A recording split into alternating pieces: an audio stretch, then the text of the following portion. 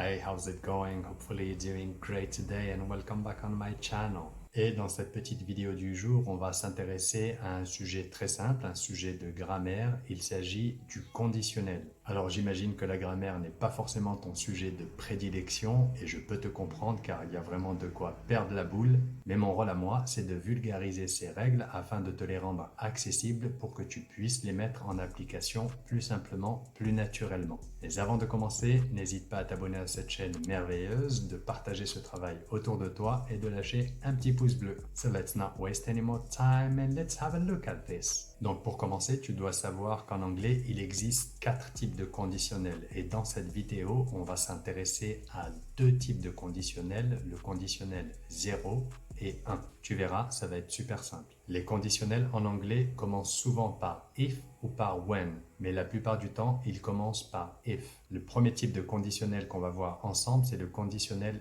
0. Donc lorsque tu utilises le conditionnel 0, tu cherches à exprimer quelque chose qui est 100% vrai. Promise? I swear to God. Il s'agit en l'occurrence la plupart du temps de choses qui ont été testées, prouvées et confirmées scientifiquement. If you heat ice cubes, they melt. Si tu chauffes des glaçons, ils fondent. Oh, you gotta be fucking kidding me. C'est un fait scientifique, 100% vrai. Donc les glaçons fondent et vont se transformer en eau. Malheureusement, ils ne vont pas se transformer en argent, en or ou en diamant.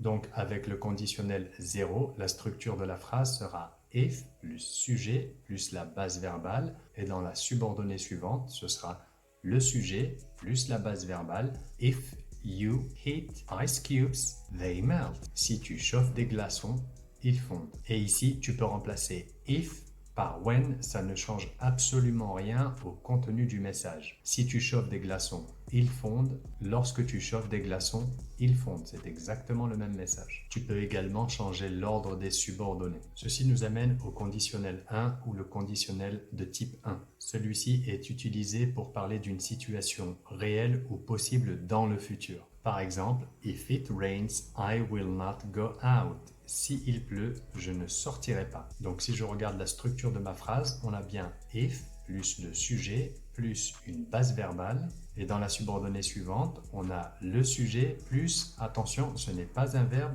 c'est un modal. Et ensuite, on a un verbe. Donc c'est la principale différence qu'il y a entre le conditionnel de type 1 et le conditionnel de type 0. Dans le conditionnel de type 1, on a if plus sujet plus verbe. Et dans la subordonnée suivante, on a sujet plus modal plus verbe. If it rains, I will not go out. Si il pleut, je ne sortirai pas. Mais j'aurais pu également dire if it rains, I may not go out. Si il pleut, il se peut que je ne sorte pas. Ou encore, j'aurais pu dire if it rains, I might not go out. Si il pleut, il se pourrait que je ne sorte pas. Donc, au travers de ces exemples-là, tu peux constater que je peux interchanger le modal en fonction de ce que je veux exprimer. I will not go out, je ne sortirai pas. I may not go out, il se peut que je ne sorte pas.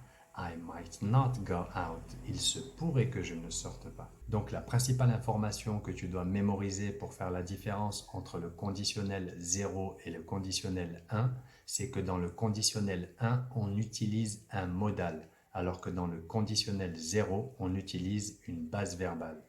Is that it?